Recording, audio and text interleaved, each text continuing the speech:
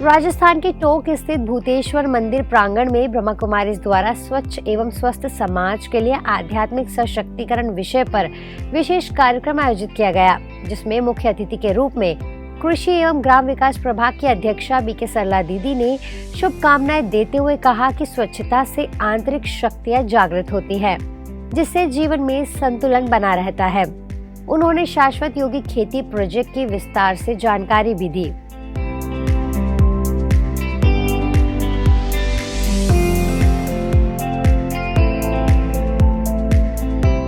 झारखंड है, तेलंगाना, हमारा ये उड़ीसा, इन विभिन्न प्रदेशों के जो हमारे अधिकारी हैं, कृषि अधिकारी और कृषि कर्मचारी, उन्होंने शांतिवन माउंट आबू, जो आबू रोड हमारा ट्रेनिंग सेंटर है, वहाँ पर ट्रेनिंग के लिए भी भेजा है, जिससे उन लोगों ने इस चीज़ को महसूस किया कि नहीं, ये किसानों के लिए पद्धति बहुत अनुकूल है और इसको हमें अपने किसानों तक पहुंचाना है।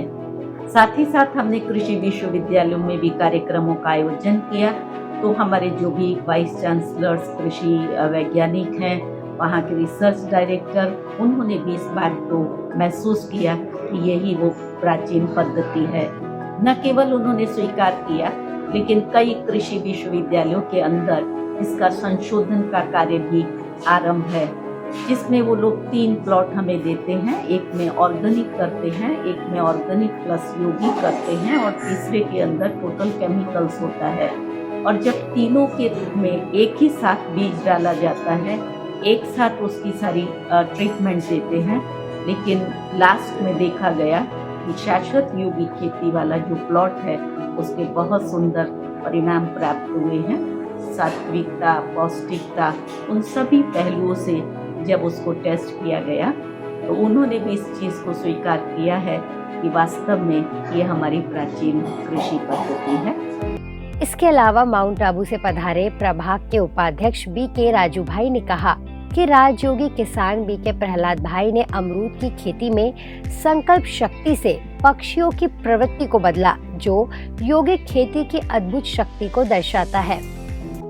मुझे कुछ दिन पहले की बात याद आती है, जब इन्होंने मुझे टोंक में बुलाया था। मैं 2-3 बार यहाँ चुका हूँ। पहले जब आया था तो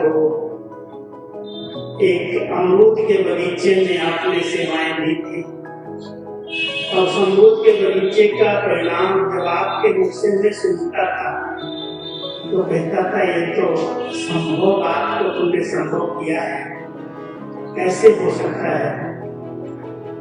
उन्होंने मुझे सुनाया, क्योंकि उसी बगीचे में, अमरूद के बगीचे में, उन्होंने एक सम्मेलन, और सम्मेलन में करीब 600-700 किसान भाई बहने इकट्ठे हुए, और उनके साथ छोटे छोटे बच्चे बहुत आए थे। तो अमरूद खूब लगे हुए थे, बड़े बड़े अमरूद लगे थे। तो बच्चों को अमरूद देख करके तो जरूर होता है मैं तो उनका खाऊं, तो तोड़ रहे थे, अपनी जेब भर रहे थे, इधर से कोई इधर से कोई इधर से। तो मैंने प्रहलाद भाई से कहा, भाई आपका बगीचा कर देंगे, इनको थोड़ा रुको, मना करो। तो पता है क्या जवाब दिया? कहते हैं कितना खाएंगे, बच्चे हैं, ये खाएंगे, दुआएं देंगे, इनको खाने तो नहीं। जयपुर वैशाली नगर सेवा केंद्र प्रभारी बीके चंद्रकला दीदी ने कहा कि अच्छे कार्य की शुरुआत अपने घर परिवार से होती है।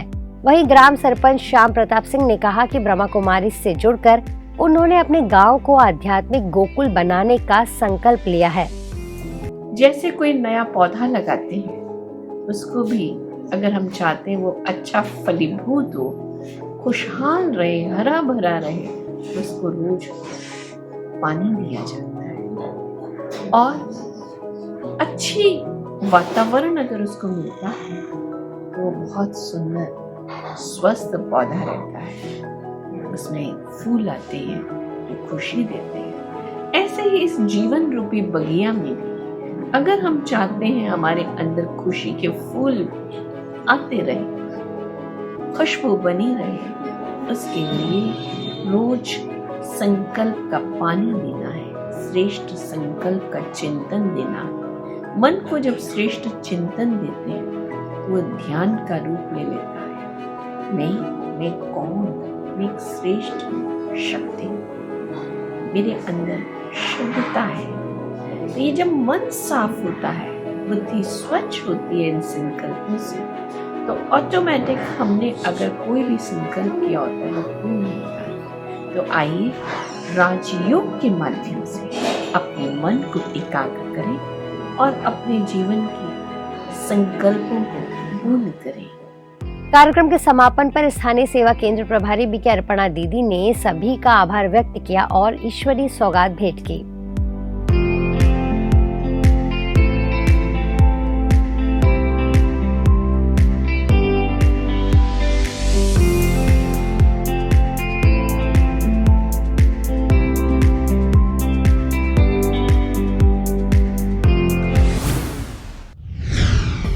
ब्रह्मा कुमारी राजा पार्क जयपुर में बीके पूनम दीदी के निर्देशन में दिव्यांग समानता संरक्षण एवं सशक्तिकरण अभियान का उद्घाटन समारोह आयोजित हुआ। इस अभियान का उद्देश्य दिव्यांग जनों के अधिकारों की रक्षा करना और समाज में उन्हें समानता प्रदान करना है। मुख्य अतिथि राजस्थान इंदिरा गांधी पंचायती राज संस्था से आकाशदीप अरोड़ा ने कहा कि दिव्यांगता हानि नहीं बल्कि बाधाओं से जूझने की प्रक्रिया है। उचित संसाधन मिलने पर समान भागीदारी संभव है। बीके सूर्यमणि भाई ने अभियान के उद्देश्यों को स्पष्ट करते हुए दिव्यांग जनों के आत्म सशक्तिकरण पर जोर दिया। मैं एक वर्कशॉप में सपोज जाता हूँ, आपके साथ पार्टिसिपेंट होता हूँ, मटेरियल दिया जाता है प्रिंटेड, मैं पढ़ पाऊंगा, आप लोग पढ़ लेंगे, तो क्या मेरी समान भागीदारी हो पाएगी? तो वहां पर डिसेबिलिटी आ गई ना, मेरी समान भागीदारी नहीं हो पाई। बट वही मटेरियल अगर ब्रेल में दिया जाता है या ई टेक्स्ट में दिया जाता है, जिसे मैं स्पर्श से या कानों से ब्रेन तक पहुंचा सकता हूं। आप आंखों से पहुंचा रहे, मैं आंखों से नहीं पहुंचा सकता अपने ब्रेन तक, बट कानों और स्पर्श से पहुंचा सकता हूं उस सूचना को, तब मेरी समान भागीदारी हो पाएगी। उस पर्टिकुलर परिस्थिति में डिसेबिलिटी रहेगी। तो ये फिजिकल बैरियर है कि मतलब रैंप का ना होना, मटेरियल एक्सेसिबल ना होना, वेबसाइट एक्सेसिबल ना होना। समाज के कोई हर एक व्यक्ति के दिल में दिव्यांग भाई बहनों के प्रति समानता का भावना जो आना चाहिए, जो रेस्पेक्ट उनके लिए होना चाहिए, क्या ऐसा है? आप अनुभव करते हैं? हाँ जी, नहीं है। और क्यों नहीं है?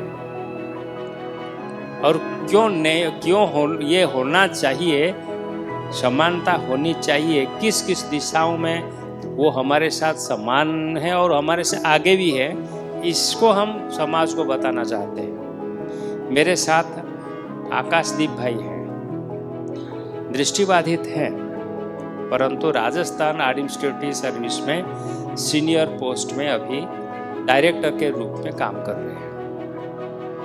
आप सोच सकते हैं यहाँ तक आने के पीछे उनका कितना संघर्ष रहा होगा। तो एक साधारण व्यक्ति राजस्थान स्टेट का एडमिनिस्ट्रेटिव सर्विस को क्लियर करने में उनके अंदर कितना हिम्मत चाहिए, कितना अपना पोटेंशियल चाहिए और कितना वो स्ट्रगल करके पहुंचता है। और हमारे जो इम्पेयर्ड भाई है वो कितना संघर्ष करके यहाँ पहुंचा है। ऐसा कोई भी क्षेत्र नहीं है इस समय जहाँ हमारे दिव्यांग भाई बहनों ने अपना योगदान नहीं दिया हो। कार्यक्रम का शुभारंभ दीप प्रज्वलन से हुआ और बीके सरिता बहन ने ध्यान सत्र कराया। दिव्यांग सेवा के लिए विशेष प्रशिक्षण कार्यक्रम भी आयोजित किया गया। यह अभियान पूरे राजस्थान में संचालित किया जाएगा।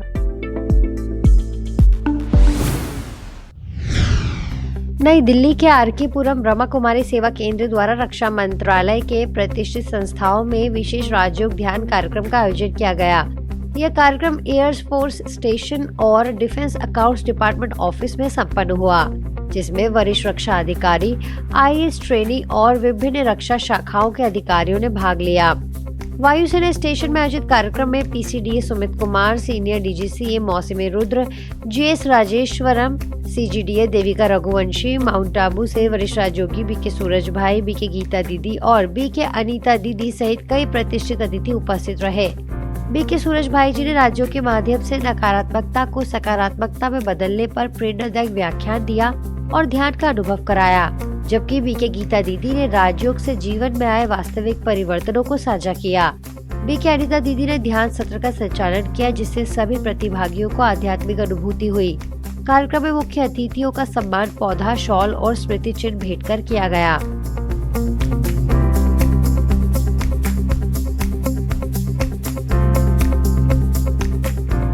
रक्षा लेखा महानियंत्रक भवन में आयोजित कार्यक्रम में राजयोग ध्यान के माध्यम से आंतरिक शक्ति को बढ़ाना विषय पर केंद्रित रहा, जिसका मार्गदर्शन CGDA देविका रघुवंशी ने किया। बीके गीता दीदी ने इस अवसर पर राजयोग की शक्ति पर व्याख्यान दिया और बीके अनीता दीदी ने मेडिटेशन का संचालन किया।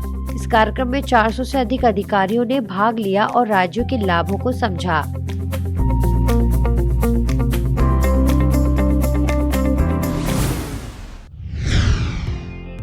वडोदरा में भारत के सबसे बड़े मैराथन रेस के 12वें संस्करण का आयोजन हुआ, जिसे गुजरात के मुख्यमंत्री श्री भूपेंद्र पटेल जी ने फ्लैग ऑफ कर शुभारंभ किया।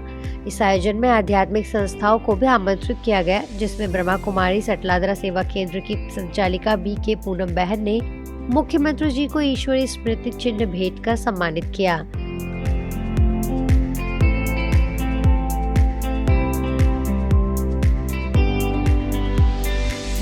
ब्रह्मा कुमारी स्पोर्ट्स विंग की ओर से राष्ट्रीय संयोजक BK doctor Jagbir Singh, BK brigadier Vikram Singh एवं गुजरात स्पोर्ट्स विंग संयोजिका BK नंदनी बहन के नेतृत्व में विभिन्न शहरों से आए सदस्यों ने मैराथन में भाग लिया। इस आयोजन का मुख्य उद्देश्य खेल सेवा और स्वच्छता के प्रति जागरूकता बढ़ाना, दिव्यांग संगठनों व समाजसेवी NGOs को सहयोग प्रदान करना तथा सामाजिक भागीदारी को प्रोत्साहित करना रहा।